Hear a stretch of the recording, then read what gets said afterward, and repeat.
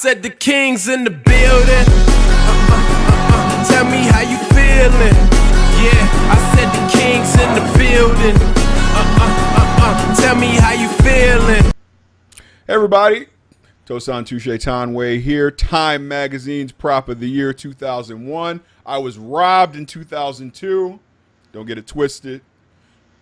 But I'm here with Gift Time Igbelu, Chief. You guys don't know about that. See, us Nigerian folks, we're about our titles. So, this is the Chief of Ekpeye. And if I don't give him his title, it'll be generational beef for years. Our children will be fighting. So I have to Chief. I will go to the juju. We'll get the juju man. We'll take it to the bush. Yeah, I will get flog you all. Yeah, right. Flog you all. Right. I'll be CEO of GiftTimeRugby, doing big things down south. Of course, we've known each other for a while. Finally able to get him after some technical difficulties out here on 1v1, and want to give him the chance to kind of share his insights and also what he does, what his company does, his insights on rugby, North America, worldwide rugby, and also USA rugby in general. We've had some very, very interesting and exciting news to hit the community. For Women's World Cup, we have some buzz about what's going on with the USA Sevens the World Sevens World Cup coming up in 2018. And then we have some other things that we want to talk about in terms of internal governance stuff and what we kind of see as sort of the business stakeholders of USA Rugby and World Rugby, actually, by extension. And give our thoughts on that as well. And then we wrap up with talking about what he really knows, which is marketing and social media. It's something we both know pretty well. The business of these particular industries and how they can be leveraged as tools to benefit people at varying levels of participation in rugby here in the U.S., whether it be in terms of broadcasting games or recruiting players, or trying to position yourself to make money from, whether it's fundraising in the traditional sense, sponsorship, or selling stuff. And that includes your image and your brand and things, ways that you can actually make money, or selling event space and things like that. There's a lot of ways to go about it. But I want to talk about that, and I'd say give you the floor here, Gift. To first question. Welcome, by the way. Thanks for taking the time. I always appreciate it, man. I'm glad to have you here. I'm somebody who's been in the game for a little bit. So tell me about how you got in. First, how you came to rugby here in the U.S., but then also talk to us briefly about how Gift Time Rugby came about and started dealing with rugby here in the U.S. How it rose like the phoenix from the ashes to become the moderately okay. It's like, yeah,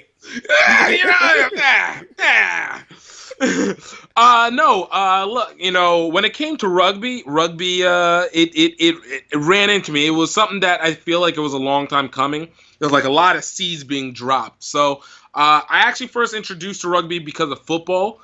Doing history work on the NFL and football because I played and enjoyed playing like most kids out here in the States. I've realized rugby, football derived from rugby, and soccer, rugby, and football are almost like the Abrahamic religion. They all reside from the same thing, so there's always a cousin relationship between them. But I never thought anything more of it. Again, just establishing rugby as this archaic concept. So I got to college, and I had one of my dorm mates was talking about being on the USF rugby team. I went to USF, go Bulls, and they were like, yeah, we play rugby, we have fun. I was like, oh wow, people play rugby. I was like, oh, it must be like one of those things like the like a Renaissance festival where people just like to do old stuff because it's old and people like to live in it. But it's like, no, it's just football. So you're thinking like vintage nostalgia. Exactly, vintage nostalgia. I like that. I like that term. So it was that. So we were playing, and I had a chance to practice with the team. Did one practice with them. I was like, this is cool, but I wanted to play football. I wanted to get on the USF team, and that was just my greater interest. I was like, this is nice, but again, this is not going anywhere because vintage nostalgia. So speed forward, graduated from school. Come back home. Had used to play tackle football with friends every week in college, but come back home and I don't exactly have that kind of grouping of friends. The friends I have at home in Louisiana were not the most let's go play football outside because WTF, So I'm turning on the TV, and I think I was just flipping through a channel and happened to run into the CRCs on NBC. This is 2009. And I'm watching. No, I'm sorry, not the CRCs. I'm sorry, USA Sevens on NBC. And so I'm watching. I think it was maybe South Africa doing a line. And I'm looking at them, and they showed just a cut. It was a guy making a breakaway, but I was like, man, this guy didn't juke or do anything. I was like, if he had been a little bit more elusive, they could have gotten away. Like, this God, rugby is just so archaic. Like, why is it so archaic? They could do so little did you know, right? So I was like, you know what, though? I was like, I remember this. I remember in college that they had one. I didn't think they would have one. You know what'd be funny is if Baton Rouge happened to have one. So check it out. So I go online and I'm like, it would be hilarious if Baton Rouge had a rugby team. Look it up. Wow. Okay, Baton Rouge has a rugby team. That's out of norm. Baton Rouge never has anything. So I was like, oh, you know what? It's probably one of those teams that they made a website, but they're probably defunct and it's been gone for a while. So, but I'm going to go check this out because why not? I have no reason not to. So I end up going out to the field at the time that they had allotted. I think it was a Tuesday. And lo and behold, I see these older guys out there just running around. And I'm like, wow, these guys are really playing rugby. I was like, okay. I was like, I got you. And I talked to one of them. And mind you, I wasn't dressed to go because I didn't believe anybody was going to be out there. I was like, you know what? This is close enough to my house. We'll be able to do it. So talked to them. And, they were like, come out. This is the so-and-so time. And the rest is history. So from there, started playing rugby. And I played straight competitively for 5 years with Baton Rouge. But in 2012, actually, we had a really bad season. And it was one of those, if anybody knows club rugby, you always have that transitional year if you don't live in a big city area. So it's that year where everybody starts having kids, their work starts amping up, and they stop being able to play rugby anymore, right? Right. And so it was a bad year. We didn't have very many guys. So at that point, I was like, it's been about 3-4 years that I've had a chance to play. I was like, you know what? Maybe it's time for me to take a more administrative role. Like, I'm not a rookie anymore. I'm more veteran than not. Let me take a role. And so I was trying to learn about other teams. And as I'm looking at all these teams, I'm going through Facebook pages, I'm going through Twitter pages. I'm like, man, there's a lot of teams, but there's got to be a central place where everybody has this. And I looked around, and the only one I could find was Rugby Magazine at the time. And I felt like some of their information was lacking, mainly because they didn't really have a lot of stuff about teams from the South. Then I was like, you know what would be funny? Let me go ahead and do something. Let me do something here in Louisiana. There's enough teams here in Louisiana. There's college teams, high school teams, club teams. Let's follow that. And it kind of started from there. So went from writing articles and doing rankings here in Louisiana, realized that I can't analyze teams without knowing about other teams that they're playing. Started learning about those teams. I was like, well, I got to learn about the other teams they play so I can have a good, accurate depiction. And it kind of went from, all right, you know what, let me just kind of roll out, and kind of built from there. So it went from article writing to video production to broadcasting, and now we've gotten to the point that GiftTimeRugby Network, we're forming GiftTimeRugby Network, and doing event organization all combined, because there's a belief that we have to be able to entertain new crowds and not just have a belief system that people are just about player participation. It has to be more than that. So wanted to be able to develop something that created that element and attracted people in the same way that any game experience, mainly like a Super Bowl, attracts non-football fans.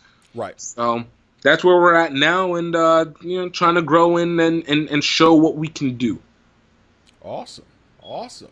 I think that's a cool story, and I think like the landscape in the U.S. As far as, I guess, like people like us that are like, I expect, service providers, it's a lot like that. We kind of slide into niches that we see weren't being filled, and that's very rugby, right? Like everybody's, you see a gap and you attack. Doesn't matter who you are. Are you in position, and do you recognize what's going on, and you're going to get the ball.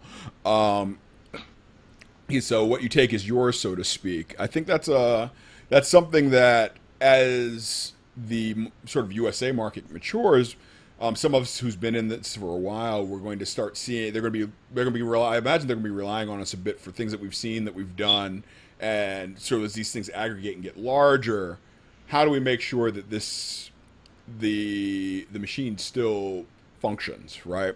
Because a lot of people that are going to be coming to this are going to be very new. They're not going to know the landscape. They're not going to know really what, especially like club, they're not going to be in touch with club rugby and things like that.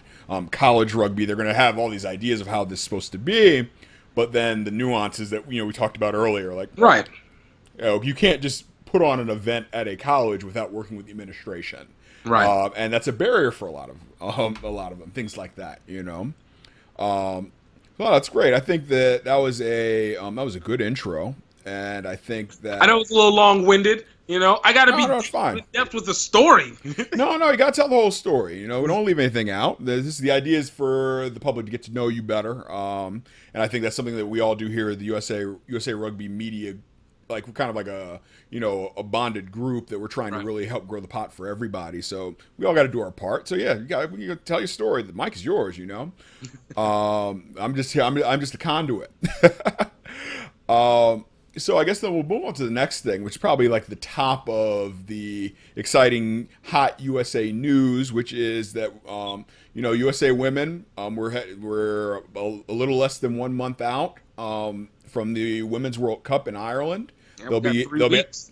3 weeks. So I think they'll be passing through here. Actually, DC, they're having a fundraising event for. I guess they make their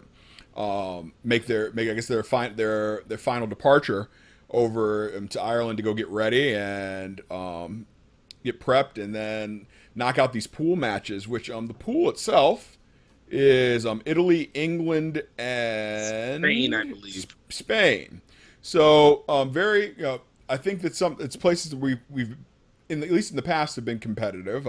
Nothing to be taken for granted. I mean, Pete Steinberg's on record saying like this is a team that can make the semis. I think that's going to be something that's very, very important that we do. I think given the climate, the current climate, I think it's really important that we keep the momentum that started with the men, taking America's won for the first time in the world and in their World Cup build-up. Right. That's we have to keep building on these moments because those moments then lend themselves to be marketable, and we can talk about things like that, things people could get behind. Because I think we go through these long droughts of we're developing. Well, yeah, but people aren't going to invest marketing dollars in something that's developing that hasn't necessarily shown a moment that's marketably proven. Right. Well, I don't know if that's always necessarily accurate. I think we always have evidence that there is a chance of being able to bend on potential, but you have to be able to show that potential. Like you said, it's still a marketable value that you are showing. There's that potential, but you do have to show it. And you're right. I think there has to be. It's always about creating a sense of credibility. We were talking earlier, and yes, people, we talk off camera and bring it into the conversation. You will learn the context this way. No, we'll learn you. You will learn today. But I do think that there has to be something that always is shiny to be able to attract them to it. Like what is that basis? For the women's team, I think I've always been a big believer of you follow where your success or follow where the culture's going. Mm-hmm. And I think with the women's team, you have this at least certainty that they are going to at least compete at a reasonably high level. Like I do think this is a team that can make it to the semis easily, because of one, who they're facing in the opening pool round, and two, the talent that they have on the team. But what happens from there is what you attract. What is not what you attract, but what you pull from that. Kind of. Well, yeah, it's what you attract, but what you pull from it, and hence what attracts the more people to it, which are these eclectic players that show out in these momentary stances. You know, we were talking about the Canadian player. Magley. Magley, right? Mm-hmm. And her play from France last Rugby World Cup, 2014. Yeah. Try of the year. And first player from Canada to win it, and the first woman to win it. And those are things, set differences. Like that's things that change up the game, and you have those kind of talents available, and that's what you want to take. You create those moments, or you at least take advantage of those moments. You take advantage of the players that can make those moments, and the sponsors will be there. Will come with it.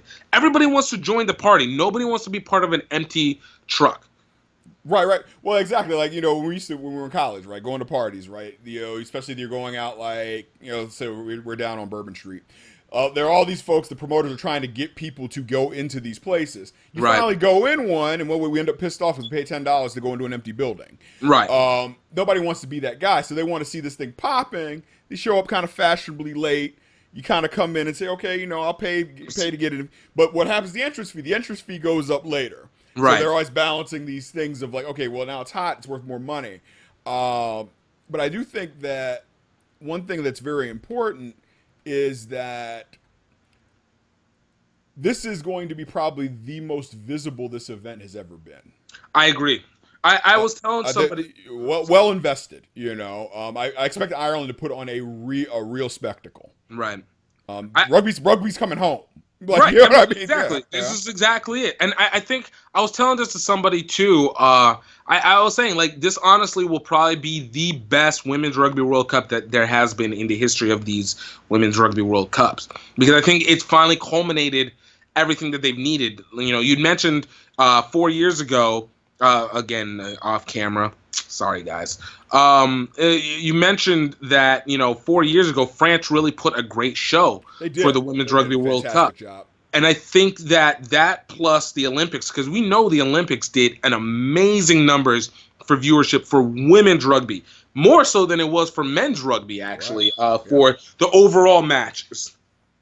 Mm-hmm. But I think that added with the numbers, the interest that was created with the women's rugby, with the Olympics, and then facilitated with a sampling of the women's Six Nations from last year, I think helped set this up for being probably one of the best presentations of women's rugby World Cups that we've had since what? It was 1991 was the first one.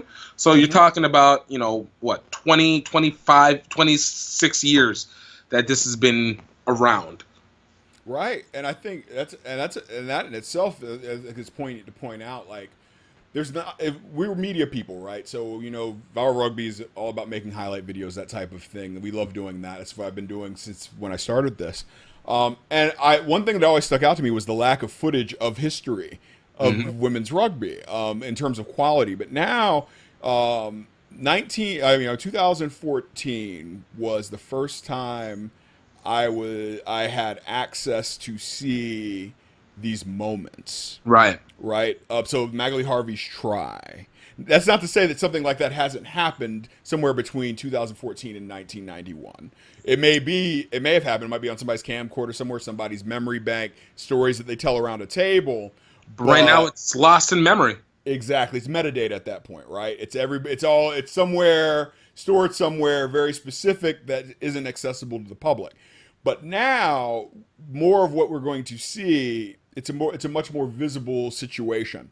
And I think that whether it's Ireland, whether it's the USA, whether it's New Zealand, whether it's France, there are going to be a number of moments, and they're going to be captured in high quality, a high quality broadcast. Commentary should be strong. I think it's when we talk about creating the atmosphere and the experience with consuming that media, we're talking about a product now.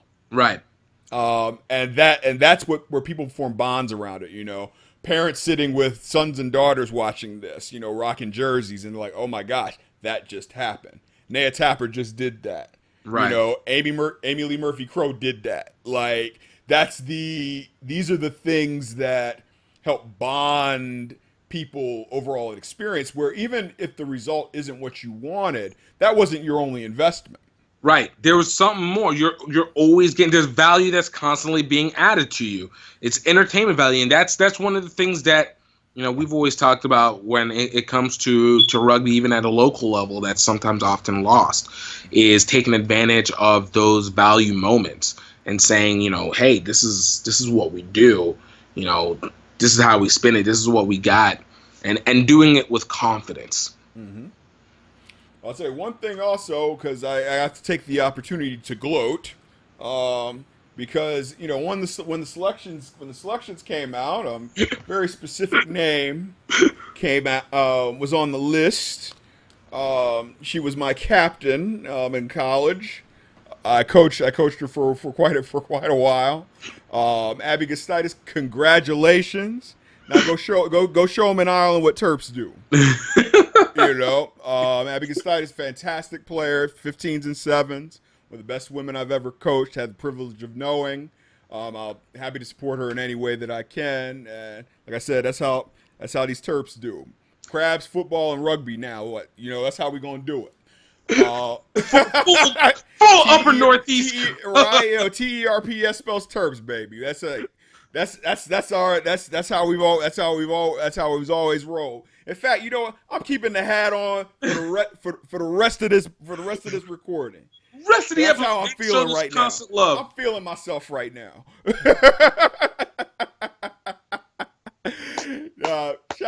Shout out to Abby Gustitis. Shout out to everybody who was selected. Congratulations, everybody who made the pool. Everyone, right, traveling and non-traveling. You know, it's an honor to rock the jersey. It's actually something I never had a chance to do. I mean, I was in some selection pools and considerations, but never actually got to go set foot on the pitch and do it. So hey, don't let the selection be the honor. Go perform it. We're out here. We're gonna back you. Val Rugby, we got you. You know videos are coming. Gift Time Rugby got you. Right? You know, and trust, the streets is watching. So you guys got the jersey on. We're waiting for you to put on for us, because you're representing the U.S. right now. You put the jersey on now, you know. Red, white, and blue, we're going to do this. Eagles Revolt, Bird Gang, whatever you want to call us. Hey, we're gonna be out here. We're going to be out here waiting for these highlights, waiting for these moments. We're going to help promote you. Right? Give us something to rock with, we'll promote you. You know? I'm about to say, y'all are girls, we love y'all. We've always supported you from the beginning. That's how it's always going to be. But good luck, safe travels. You know, wishing you all the health, traveling mercies, as we say, Nigerians say, but pray for traveling mercies. Get out there. We get on the pitch, leave it all out there. Come back with your shield or on it. I feel good. I kind of want to just run into something. But, you know, I unfortunately, it's not TV, and I'm not going to just go through it. So, there's real repercussions. So, I'm going to decide against it. Stop but playing. I didn't want to run into something. Hey, true.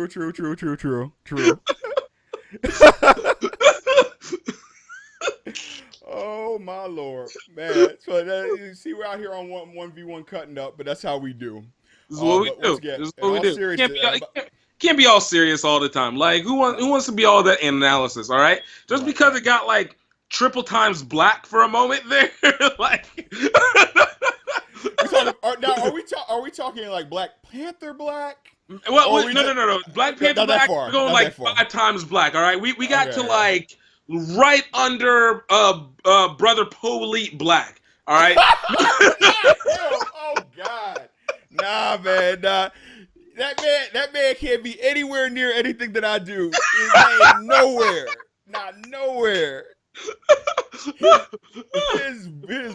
His non-knowing pseudoscience motherfucking. Would you like the completely real Dr. Umar Johnson black? Do you want to be within that? Oh my God, man! Look, any of us who've actually completed grad school in any way, shape, or form knew that dude was full of shit. Sidebar to the 1v1 folks. This is a little some inside stuff going on here, but it is what it is. And don't get me wrong, I recognize a good hustle. I got an MBA and a master's in finance. I understand the hustle, but. You understand, but doesn't mean you have to respect it, especially when it's done poorly. Well, I mean, I can't say it's done poorly. There's a real community out there. Man, I really? mean, This is dude. it going to be executed? That's the whole problem. Like right now, he's setting himself up for a tax. Actually, we might actually talk about this in terms of fundraising. It's a fundraising issue. How Right. you Right. fundraise and how you can leverage your finances. I actually reached out to the man and asked him, like, look, I've done this for a living. I can help you for free. Never got back to me. Like I said, I've done this multiple times for multiple organizations. Some raising in the 8-figure level. And I do it for free because I like helping nonprofits. Right. That's something, especially education based, disparity based. Like I worked, like those of you at home, you remember Bring Back Our Girls. I was one of the organizations that helped push that. I was one of the seated a board for that. I was a board member active, and now I'm a advisory board member for a couple of the groups that are still doing human security stuff and government accountability stuff for that. Shout out to Act for Accountability. Shout out to Bring Back Our Girls Nigeria. But yeah, those are the things that, there's a lot of opportunities to talk about and teach things. Some of it, like, we're laughing because it was a joke. It was funny. But then there's some things that actually, because we are still largely a nonprofit model here within in the rugby organizational community. Right. I mean, and there's some things that many people out of ignorance, they just don't know. And it's not trivial stuff. It's not trivial. It's not as intuitive as one would think, right? Like you think you just hire people, or you think you just pay people out of pocket. Things like some things you can, some people you can't. Depends on who they are. Are you certified in a certain way? How do you maintain that certification? What does that certification get you in terms of what you have access to in fundraising? What do you lose when you get those certification? Right. How fundraising sources and things like that. There's all things you got to consider. I think that might be one thing Gift and I have been talking about doing, kind of like a separate, just specific, like just a podcast of talking about this type of stuff, keeping it business in terms of that type of those type of operations. But actually, it kind of segues nicely into the next thing that we're talking about, which is governance.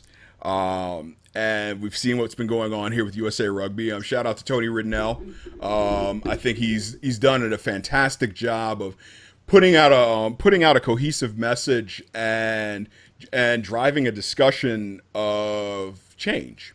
right. I think that my professional life management consultant, and change is tough. It's tough to talk about, and because with change comes discomfort. People don't like being uncomfortable. No, they do not. They don't like being uncomfortable, and I think that there's uncertainty that comes with change, and I think sometimes people choose the dysfunctional comfort over the uncertain change of moving forward. But I think it's very, very important that these things are covered, especially like with us. And he even asked himself, in the media, we need to be talking about these things. And I think that it's a responsibility that we have to be engaged as stakeholders to help sort of fertilize the discussion so that it continues to grow. And for me, I mean, he has my endorsement for what he's doing. Absolutely. Viral Rugby. You hear that, Tony Ridnell? Tony, I told you, I've been trying to get you on here. I know you're busy and all those things, but hey, Viral Rugby endorses what you're doing. And like I said, anything you want to bring on the show, we can chop it up professionally and means tested the whole nine. I mean, if it passes the Tosan test, it's legit. I promise you. People pay me plenty of money to make sure it passed my test. So if that's one thing you want to put, it's here. We can do it. We can do it online, involve the public, that type of thing. Not a problem. You are more than welcome. You have an open seat anytime. But specifically around governance, what are some things that you've seen that I know that you've been operating heavily in sort of like the regional competition, dealing with colleges and clubs? Specifically, is there anything that Tony's been talking about that you've seen that kind of spoke to you directly? I mean, look,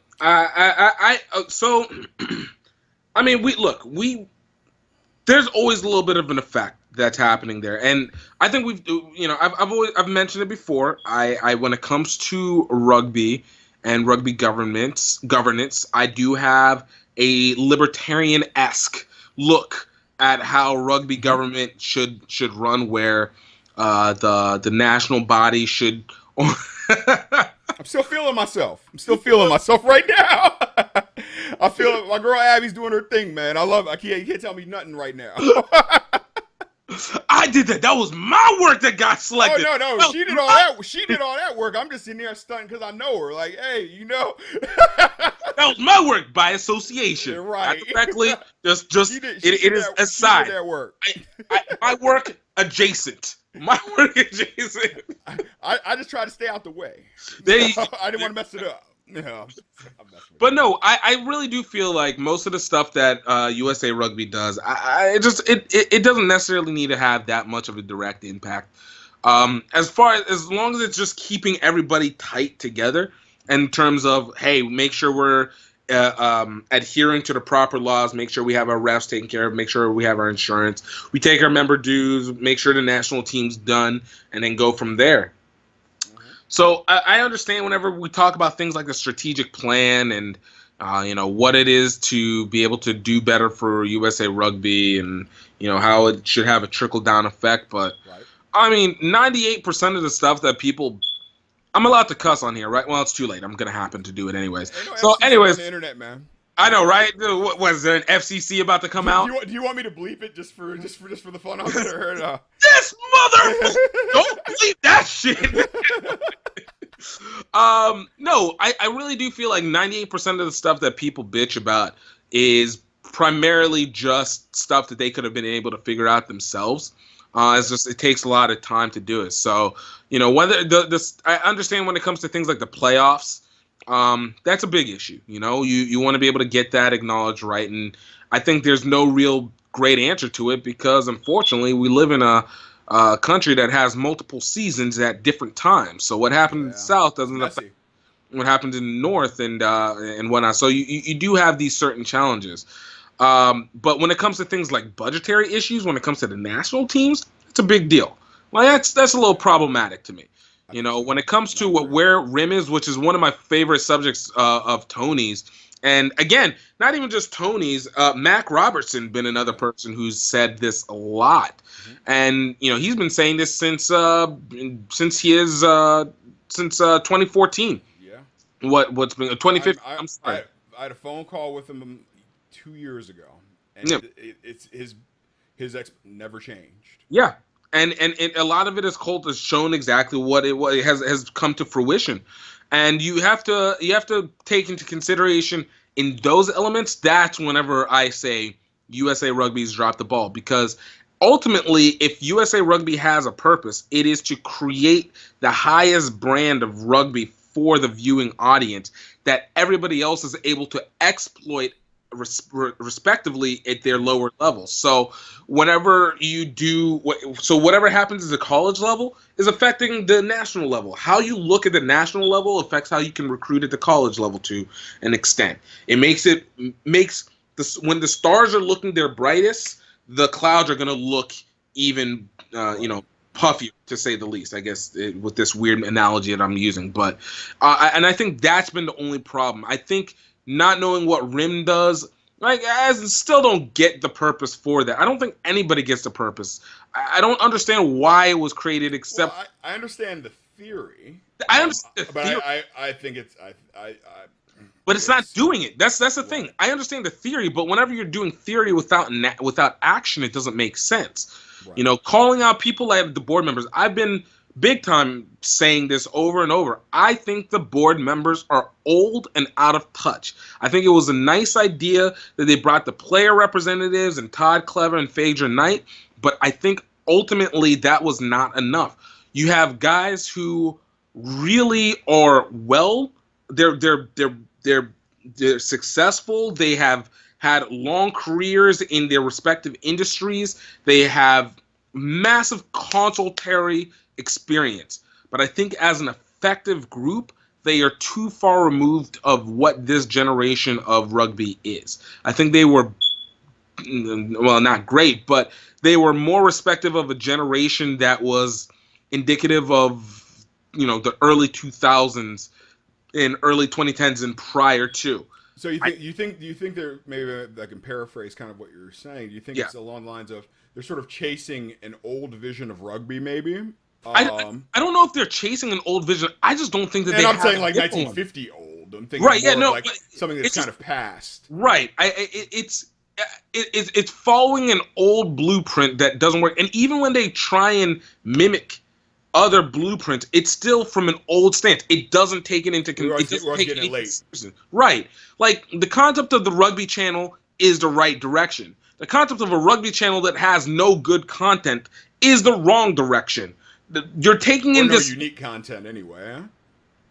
No good content. All right. I'm sorry. Looking at the behind the scenes, they're okay, but they're not even like great documentary style. It's not like, it doesn't feel like Hard Knocks. It doesn't feel like the Amazon one for the NFL. It feels like we're getting a bunch of. That's actually important that you brought those up because of like the number of like large companies, internet companies, etc., that social media companies that are breaking into sort of the content development market. Right. That's a big deal. I mean, right now, Viral Rugby 1v1 is an internet show. Right. That's it. It's a natural trend. That is where it is. Always will say, follow the culture, not the money. The money tells you go on TV. The money tells you make an app and put everything behind the paywall. Money tells you go ahead and, make people will deal with whatever it is because they're desperate enough. That's not the money. The culture tells you completely different story.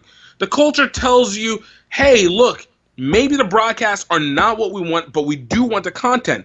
Why? Because clearly content by itself isn't holding, but content in mass takes it. Hence why Netflix, Amazon, Hulu exist. Hence why HBO Now exists and has value because it's not because or ESPN's delivery of Super Rugby. ESPN's delivery of Super Rugby. The only reason they have it on a paywall, it's only a paywall of cable, and outside of that, most people already have it. Yeah.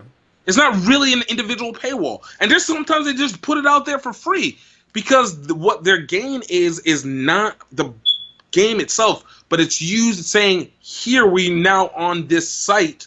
Now let's see what you have outside of that. How much time are you going to spend on ESPN when watching ESPN after or during the match? Exactly. And what can they put in front of you in that time? I mean, I agree. I think that there's the other end. The other end of it, I was kind of thinking about is that I think there's a certain level of risk aversion when you're playing with like sparse investment, right? Right. So it's really what people are willing to spend to invest. And we were talking about earlier, scared money don't make none. But if there's a certain level of risk aversion, you're going to sort of cap the amount of growth that you're going to have. My problem with RIM is the lack of transparency, and this is just having consulted to nonprofits for years. When people don't trust, from a governance standpoint, because your primary function for USA Rugby, whatever your vision is still a governance capacity, and governance falls under the following functions: facilitation, policy, processes, tools, and resources. Those are the things that you do. Now, the processes can include things like fundraising, communication,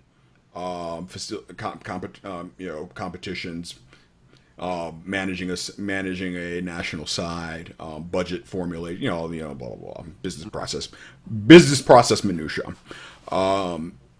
But in there, the big process that gets lost in sort of all the chugging and plugging and churning is stakeholder relationship management. Right. The people that you govern, what is their connection? Because we talked about, the idea of creating a bond or an experience. Create a community. Right. Everything should always have a community. You're always trying to create a community around whatever it is you're doing. And I think we have created a community, but at what? There are a number of functions that face our stakeholders internally. That's the players, coaches, people like ourselves, people that play, people that pay dues, right? Mm-hmm. Then there are the stakeholders face externally, sponsors, service providers, people that aren't really beholden to USA Rugby in any real way, or connected or aligned with World Rugby in any real way. That still we have a relationship with. Right. Now, the communications processes have to be mature enough to where the right information gets to the right people at the right time. That's when the information is the most valuable. And your most valuable currency as an organization, especially operating as your function as facilitation and governance, is information. That's your currency. Right. Exxon, it's oil. Here, it's information. Right. So does the information that's needed get to the right people at the right time to make the decisions that they need to make? And we call it facilitation.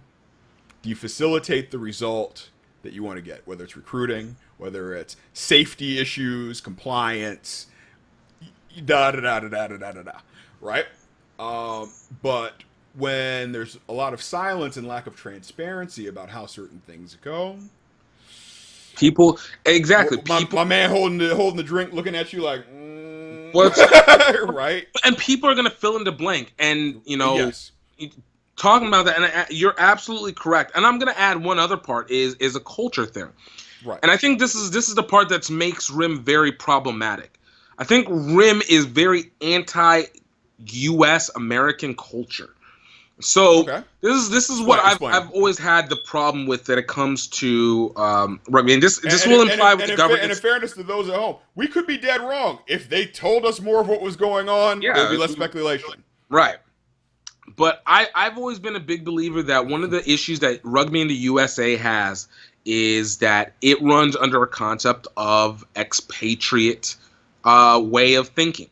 It is it's an underwhelming concept that just says, wait, we'll take care of everything and then we'll give you stuff.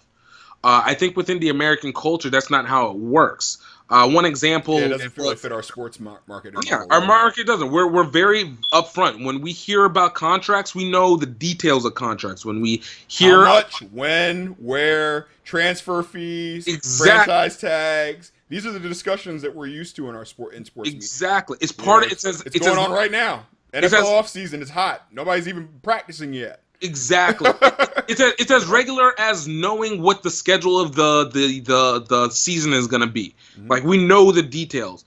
Whereas over season, this was great with a buddy of mine, Paul Baines. He did an interview with me, and he was talking about how but England rugby, England media doesn't talk about these nuances. Whenever someone has a contract, it's this, and it's maybe we'll talk about the money, but most people don't know. There's just they connect this contracted with this person. You might say for how many years, but you're not going to go into much details after that. And I think that RIM runs the same way. It's very little surprise considering that part of the ownership is with the RFU. So it does placate that concept of being a lack of transparency. Again, which is problematic because when it comes to rugby, of all the sports, that is probably one of the least sports that need to be transparent. It does not have enough to lose to be able to have that lack of transparency. Right. Right. It doesn't have enough to lose to be able to hold back information. In fact, it would be better off considering the environment that most average people feel for other sports in whatever conspiratorial way, that there's not enough information coming from those other sports that we should be over-informing. Like, just throw it out there. What is or at least at the very least make the information available. Right. Let either people decipher it for themselves like a healthcare bill, or tell it straight up like a PBS show. Handhold the people through it if they have to, but at least show enough transparency that one, it appeases the American culture that has for knowledge and data. Whether it knows how to translate it or not is neither here nor there, but at least the data is out there, And two, let it be known that you have an identity that you need to be able to bring in, and that will subsequently add to what helps the way that you govern. Because I think there's a lot of I think there's good intention, but again, they're not following the culture. They are following the plan of somebody else. And that plan does not work for this environment because it's not built for this environment. It never was. It never was. You don't become we don't become what we are by following someone else's plan. The US marketing plan does not follow someone else's plan. It's always about a self-created plan that is influenced by others, but in itself is typically supposed to be created of its own, or at least appear that way. Well, it makes me wonder, right? And this is the sort of game theory aspect of it for me. So what is the RFU stake in a strong, vibrant, independent U.S. rugby market? I think they just want people. I think it's just they want bodies. So is it? I think it's they want to grow a population to broadcast to. So the teams that the RFU do make money from, it gives them more sources to do so. But does that really benefit us? I don't even think it really benefits them. Well, it may not. That ain't my problem. Right. I ain't worried about them. But no, that's my point. Right, if the RFU stake is in this to be able to generate bodies, essentially, there has to be a value for the Americans themselves, because intrinsically you need to have them care enough for you to use their bodies in your aspect. But if you're not doing anything, their eyes, to watch your content. It's the same thing. They need to connect to you in some way, shape, or form. But if you're not creating any connection, it's a failed investment, because they're not going to you, because they don't even care enough. They're not doing enough to be able to get themselves, if that makes sense. That was a lot of words. I don't know if the sentence. I follow. I mean, that's why I always think in terms of, like, when there's an investment, I don't think of it in terms of 2 years, 3. I think of it in 10. Is there an exit before 10, or is it going to go beyond 10? Right. And so, not knowing what this investment in RIM is, the stake in RIM, how long is it going to be? Is it going to be longer than 10? Is it going to be under 10? Is there going to be an exit? When would it be? What are the terms of that exit? What happens if the RFU gets new leadership and they say, and we're done, which is entirely possible. Then what does that mean? What do they leave with? What happens to how RIM is governed and its relationship with USA Rugby? Right. And once again, these are all things that are probably on paper completely worked out. Do we know what they are? No. And that's the problem. And when I ask, I'll tell you why it came up with me personally.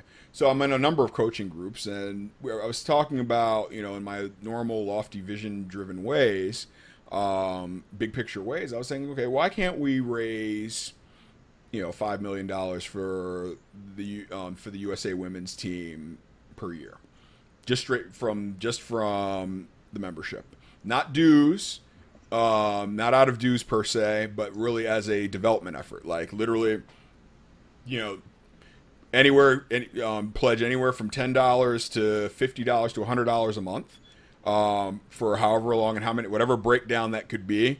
Over time, let's say 5 years, set a 5-year plan. Every 5 years we do that. Right. Why can't we? And one of the most prevalent responses that I got is they don't trust it. They don't trust what's going to happen with it. And I think that's something that, and this is, not just from women, men and women, they just don't trust. And that's a transparency issue to me. And that's what a lack of that this may not affect how people fundraise and sponsor in the UK. In the United States, it absolutely does. And I can speak to that in a variety of spaces that nonprofits and governing bodies exist, that without transparency, your ability to invest or your ability to raise money for investment is actually quite difficult. In fact, to the point that one of the most tapped sources of funds for a lot of nonprofits are corporate social responsibility funds that have been put aside by large companies like telecom and pharma and internet companies, distribution companies, etc., transportation companies, things like that. But if they can't look at your organization and see to the bottom, they're going to hesitate. Right. And right now we can't see to the bottom. Our members can't see to the bottom, much less anybody else from the outside. And I think this was an issue that was brought up by Hughes Reel.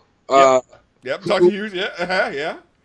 A guy, whenever it was under Nigel Melville, he said that was one of the exact problems, that he would have all these big sponsors ready to go, but the sponsors would never pull the trigger because there was so much uncertainty about how the money was going to be used.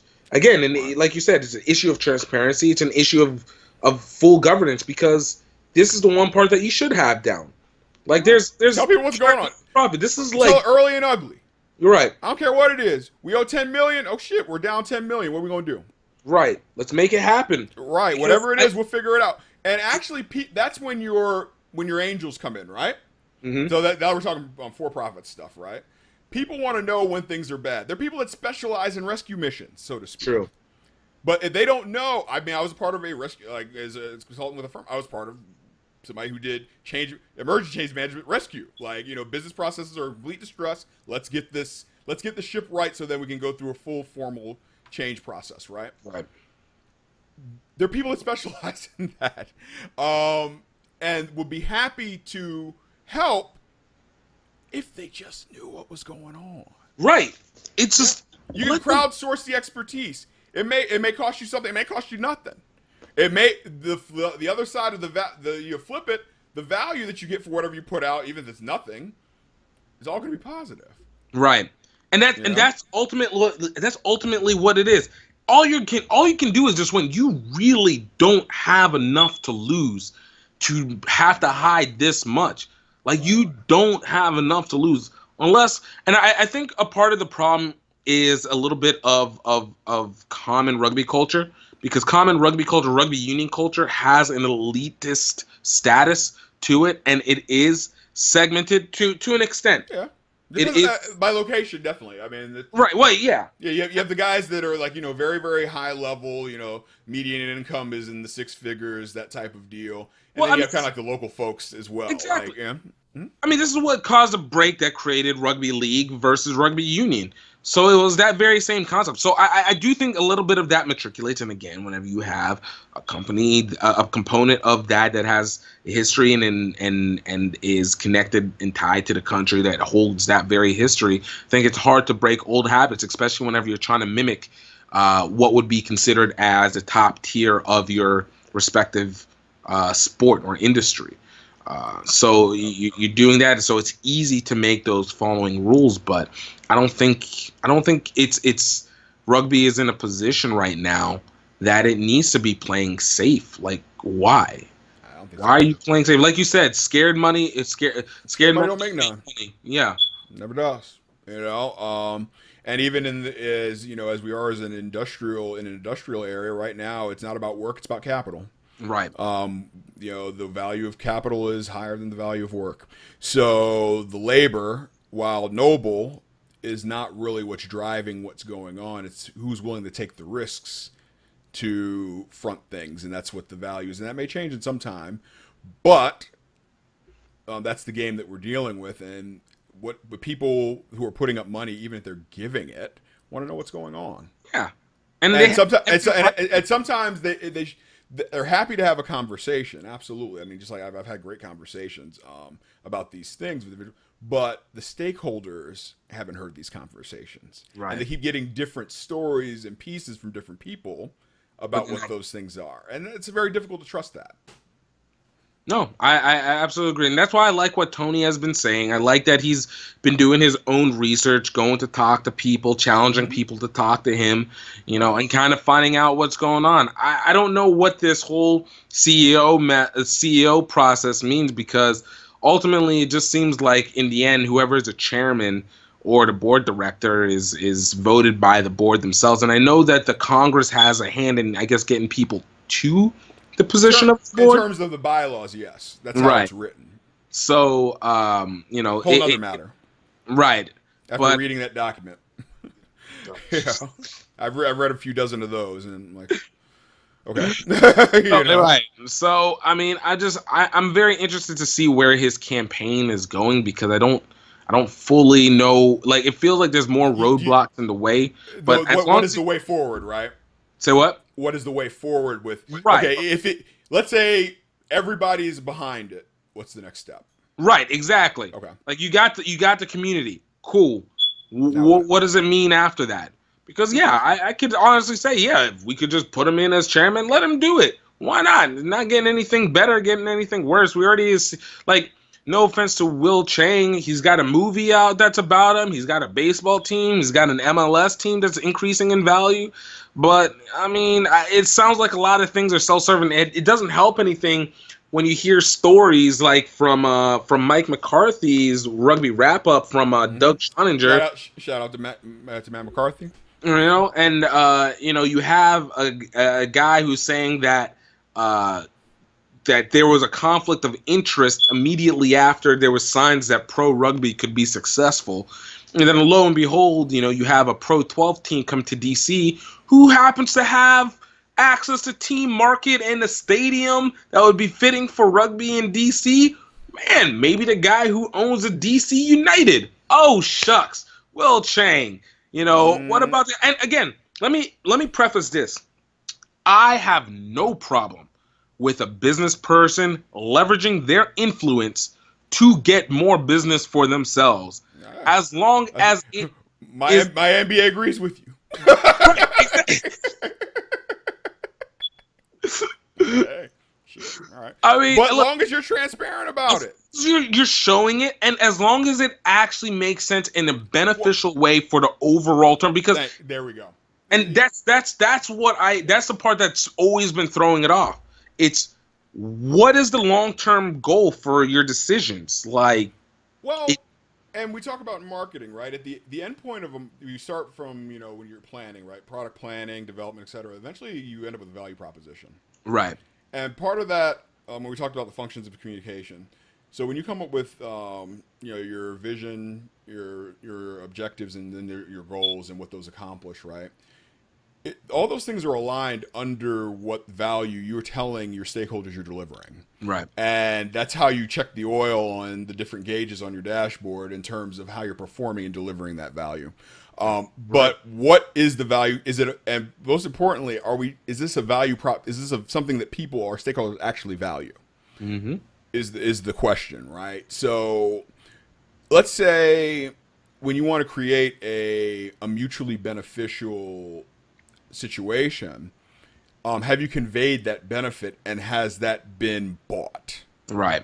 When you propose a value proposition, was it understood, and then was it something that they actively understood and accepted? Right. Like, there's a step after understanding. But I don't think that we've even gotten to a clear communication yet. No, we haven't. And like you said, it's going to have to take. You got to get the first step before you can get to the last one. Right. And they haven't even mastered getting to the first step yet. So, right. And I think to me, if it were up to me, the first thing that would be the focus of the communication process is get them tight. Let's make sure that there is the maximum allowable level of transparency that there can be. Right. On time. People are clear on where they go for information. The message is cohesive. It's consistent. Right. And the information, it has a level of veracity to it where somebody can look at it and pass muster. I think that making sure you maintain trust as you scale as an organization, because that's the strategy 2020 is all about growth. You have to make sure that you're not bringing new people into the fold that aren't going to trust you later either. Because think about how this works in terms of histories and kingdoms, right? Mm-hmm. As a student of history, when you do not manage your alliances and the trust, it becomes a mess. Right. The directions go differently. The priorities change. I mean, I'm not saying full on, insurrection, but I'm saying that it becomes very, very difficult for you to conduct business. And even if your business is something as direct and as transparent as facilitation and governance, that's the communication as you scale your communication process has to scale with it. Has to get tight, right? And we have to see what they're trying to do with it. But again, they have to. Ironically, they have to tell us. That's it. I mean, or put it somewhere. As we look through the minutes, these are outlines. These aren't minutes. Right.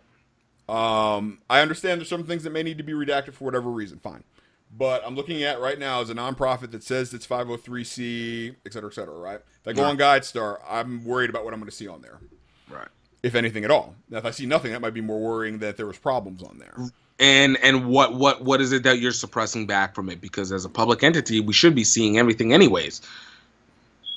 or even if we aren't a public entity, but we're Right. asking for the public's money. Right. I mean, okay. I still don't really know. I'm not really clear beyond dues how we're funded. I just know we have some sponsors. I don't know what they do. Right. And you need know, a fix. right? You know, I mean, it'd be nice, but I mean, because even let's say me as an independent stakeholder, I wanted to help. Right. I got a Rolodex. You know, I open up my my book of phone numbers and want to call a guy. You know, hey, you know what? He did really well. His product sold. He sold it. You know, he sold his idea to Pfizer, and he's looking for the next thing to do in terms of his philanthropy. Right. He's very interested. He started a company. He wants to put his brand somewhere. He's got some cash. What do I propose to him? Right. What do we need? Like, your organization's value proposition and what you need, your priorities, should all be on the tip of your stakeholders' tongues. Right. And they should be very consistent. Just like every team has a mission, every organization has a mission. Everybody knows what it is. So then people, if you want to, you know, the basis of good crowdsourcing is everybody knowing what direction you're going in. And they can kind of source the good stuff. See a little bit of help. And I think that's how you leverage your stakeholders as a resource, and then you also build trust in the interim. Right. But you know, enough armchair executive stuff. I guess the next thing that we talk about kind of runs into this, and like we could do this a little kind of short because we kind of covered it. Is sort of the question of what's so now with the Rugby Sevens World Cup in San Francisco coming up. You know, we know it's an expensive city. Maybe they were hoping for huge sponsors for it being in a big market, that type of thing. Maybe they're leveraging sort of Chang's connection to the city through the base through Oakland. But in terms of, you know, the rumors of, you know, the whole event being a loss. Well, okay, I've heard that large events like, you know, the Olympics and right, short of the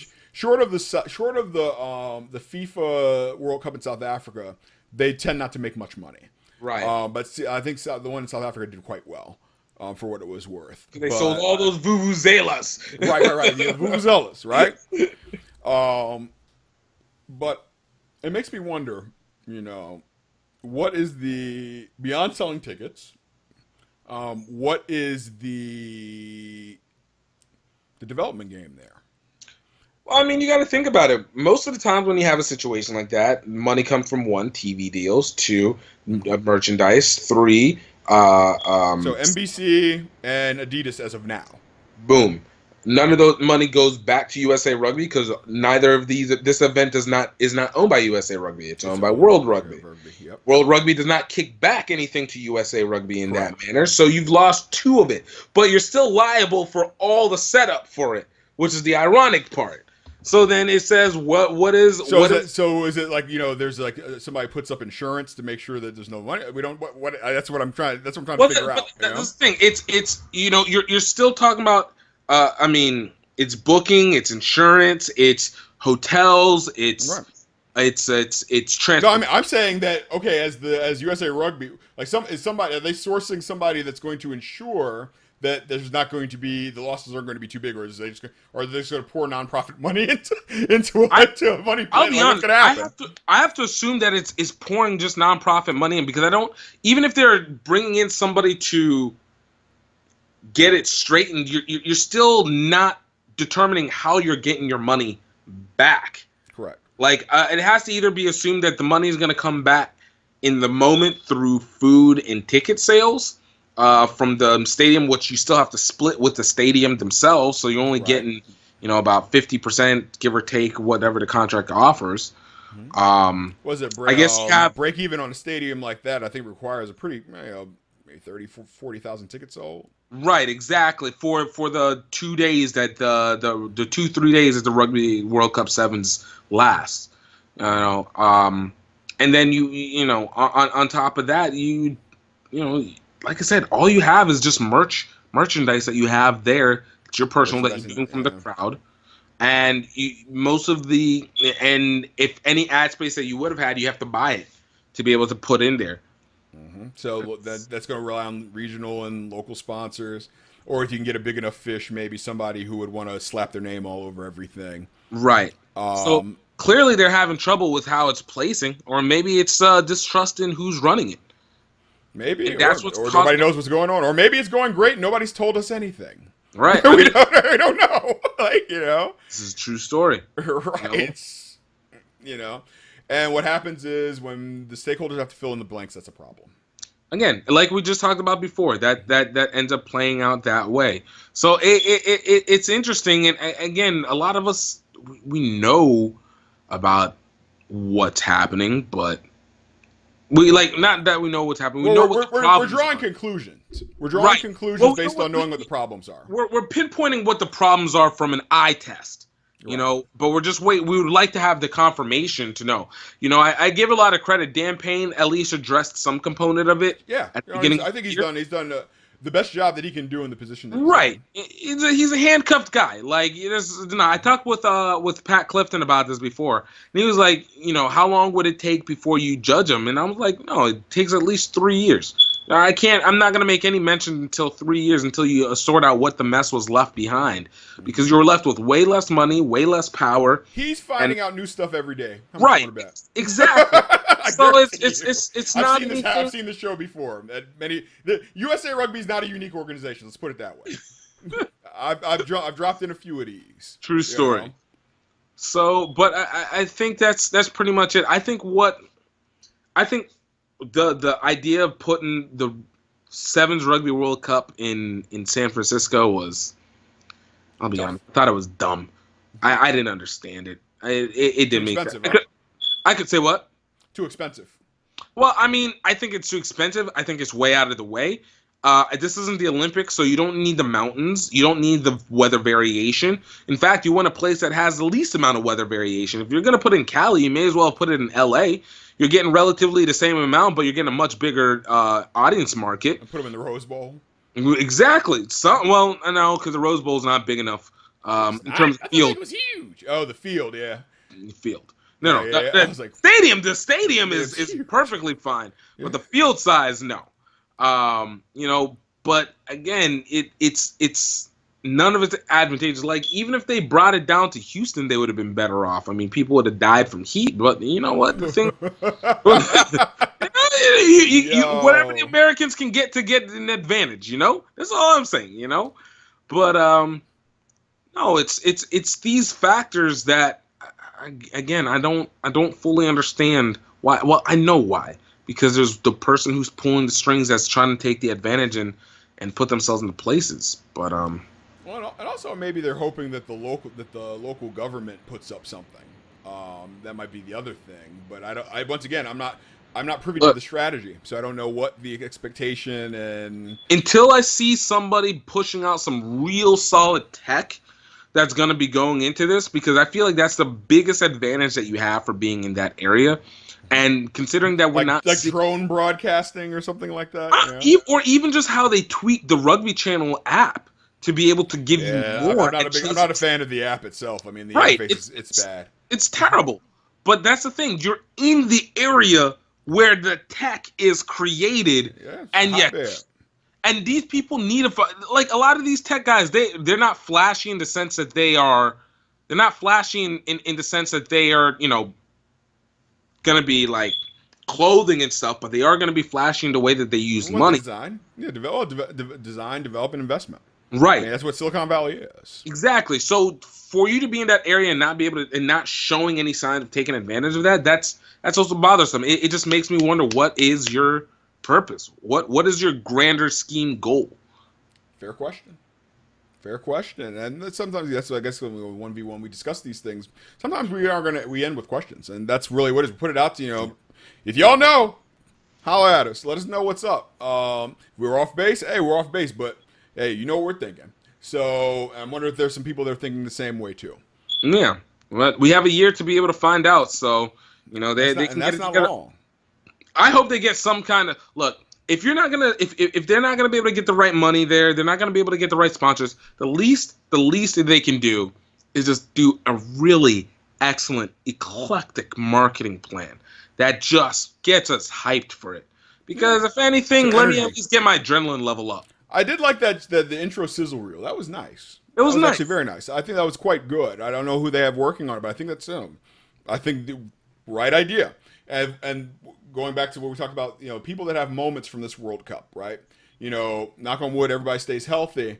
The faces, the personalities that have further entrenched themselves through those moments are people that we can now create more content to get more people more excited about. Right. Creates another asset to leverage. So I think that we've been at this for a minute. I think that we've covered Everybody's a lot. just like, you know what? I can't do any more business. Like, I don't even know what's going on in my head anymore. All right. So, when did we go into business class? We didn't went into economics all of a sudden. Right. We went into econ. We went into marketing. We went into segment marketing. We went into public-private partnerships. We went into governance. Organizational management. No. Right. No, but you're right. You're right. Yeah, but these are all things that people are doing on a very small level at their clubs too. Right. Well, organizations are all things that people should be doing at small levels in their clubs and do at a very basic rate at that, which would be a whole other discussion in that element.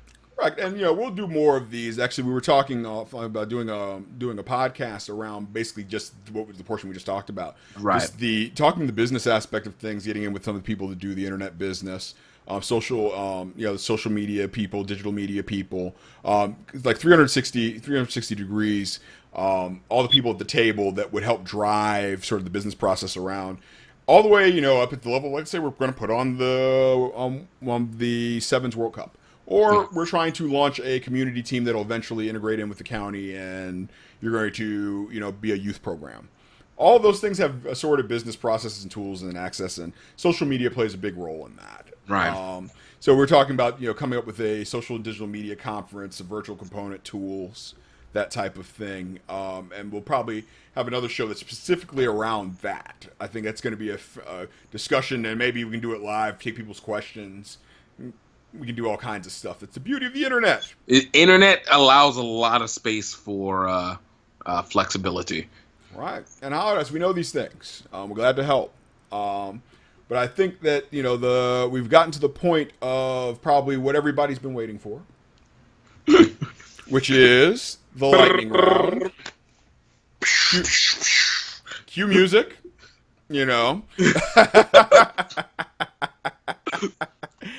Music's going. I got the questions ready, but the question is, are you ready? I'm always ready, man. But I'm not ready. Wait. Not ready? Now I'm ready. Wait. Not ready. I got out of being ready. Now let's go. I don't like being ready for stuff. I just want to go in unready. No readiness. All right. Exactly. So basically, we're going to go on 3. 1, 2. You're about to say, he's going to come in like 1, 2. Rugby in one word is amazing. Favorite color?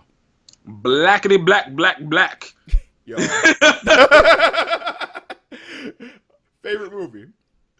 Favorite movie? Power Rangers the movie. Mighty Morphin Power Rangers the movie. The recent. No, not the recent one. Which I still do like it. I'm talking about 1995 Mighty Morphin Power Rangers the movie. That recent one was just Power Rangers. Get them right. Sorry. I beg. I'm sorry. Oh God. Sorry. I beg. Sorry. No vex. Wait, say that again. Favorite superhero? Favorite superhero? Static Shock. Nice. Coffee or tea? Tea. Favorite curse word? That motherfucker! Is that hyphenated? As long as there's proper amounts of capital letters, it can be any way that it wants. Fair enough. Let's see. Moldeds or studs? Moldeds. I hate studs. I hate them with a passion. I hate anything that can come off in the mud. I hate anything that I have to manually think to put on or take off after a game. Like, no. Give me my damn cleats. Give me the exact studs that the way they're supposed to be, and let me not have to think about it except for running on the field. All right? If they're too long, Say what? Plug and play. Exactly. Yeah. Like I don't have time to be thinking, oh man, let me get it. Oh, let me get my tool to just wrap it in there correctly. Hated them in football. Hate them with rugby. Fair enough. All right. 80s or 90s music? 90s. Okay, Oh true. God, that's not even like a thought. Oh, fair enough. Fair enough. Hot or cold? Hot. Who would play you in a movie? God damn it! Why do I never have an answer for this? Every time, I should have an answer for this. You know what? Like, I think I'm either gonna go, David Loyo. No. I'm gonna go with the superhero, the black superhero representation of all levels. Our boy, Blank Man? Black. No.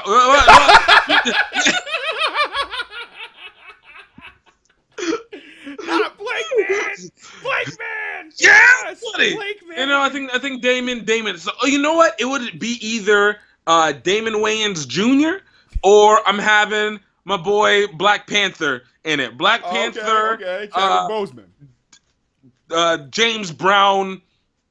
You know, judge guy. Oh, Judge Joe Brown? No. Oh. Black Panther. Black Panther. Oh. You said James Brown Joe? What? Who's Hey, that? Black Panther and James Brown and Jackie Robinson and Sue. Oh, yeah. Okay, no. Okay, I got you. My fault. I was like, Judge Joe Brown. Okay. Judge Joe Brown is my spirit animal, not my. Are you wearing pants? I'm wearing shorts. I wear shorts inside the castle. Who is your childhood sports hero? Barry Sanders. Barry Sanders. Good choice. A song title that describes your playing style. Song title: I Run Louisiana. Nice. I like it. How many pairs of rugby socks do you own? Oh God, I don't even know how many. It depends on each day. When I look at another bag and see another case of rugby socks that keep popping up. All right, I have no idea. There's so many damn rugby socks in my house. Like I used to think that I only had 2 or 3, and then I'm like, I'll get another bag and I'll get another bag and another sample. All of a sudden, I think I had like 15 or 20 pairs, and I'm just like, I can't even wear all of these. Not because I don't want to, it's because they literally don't work with the. They don't match. They don't match at all. 20 individual rugby socks. None of them match. No connection whatsoever.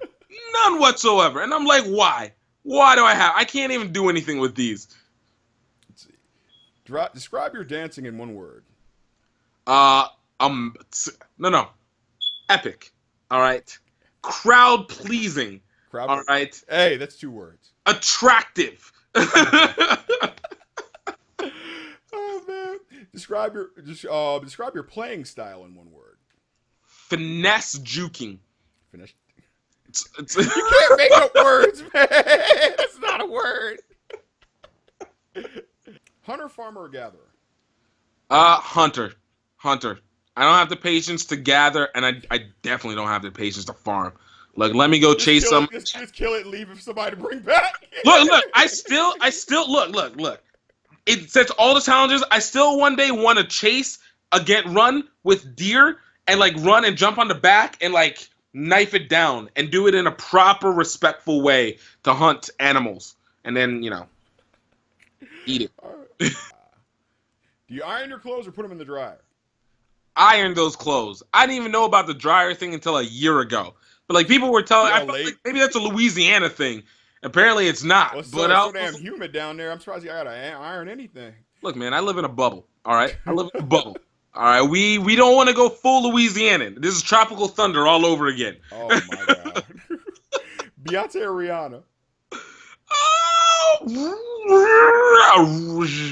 No, you know what? I'm not gonna lie. Riri's got me. Like this. Hey? She got me before she even got thick. It was that attitude. Like I feel like she doesn't have to care, and it's just beautiful.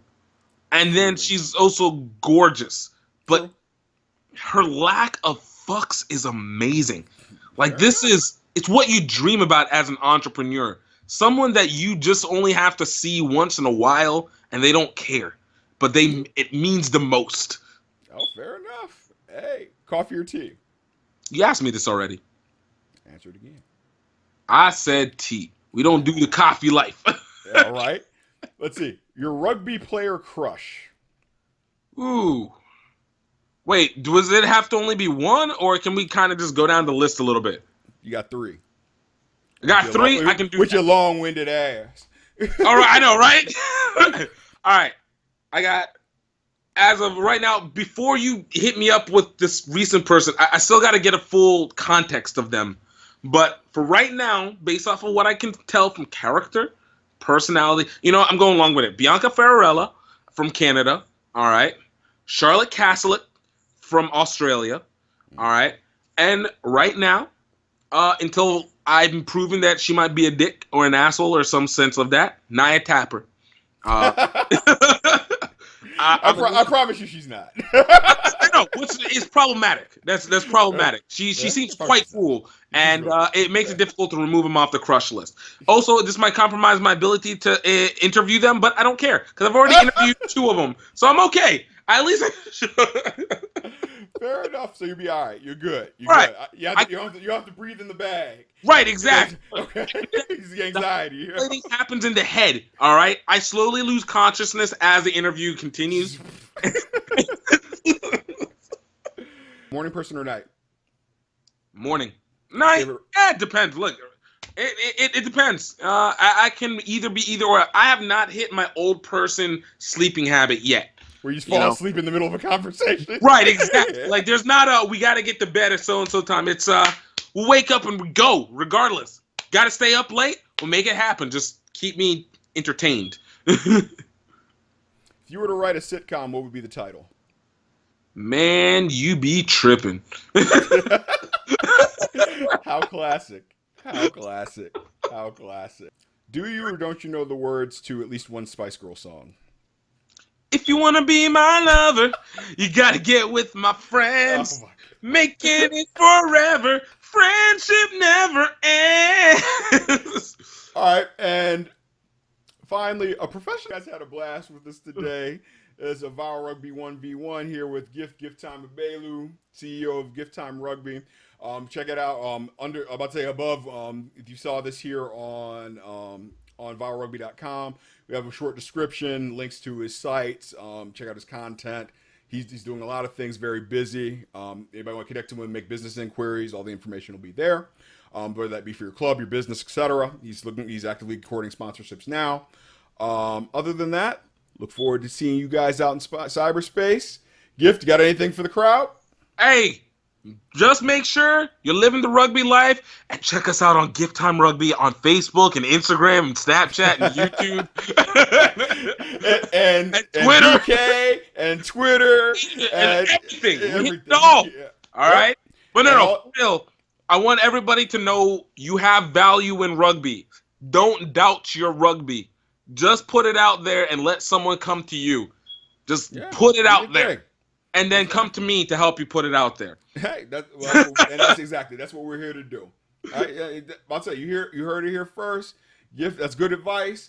You have value to contribute to rugby as a stakeholder here at USA Rugby. So hey, I did this because I felt like doing it. You can do something like this too. Exactly. All right, I'll see y'all in cyberspace. Go Eagles. Go USA Rugby.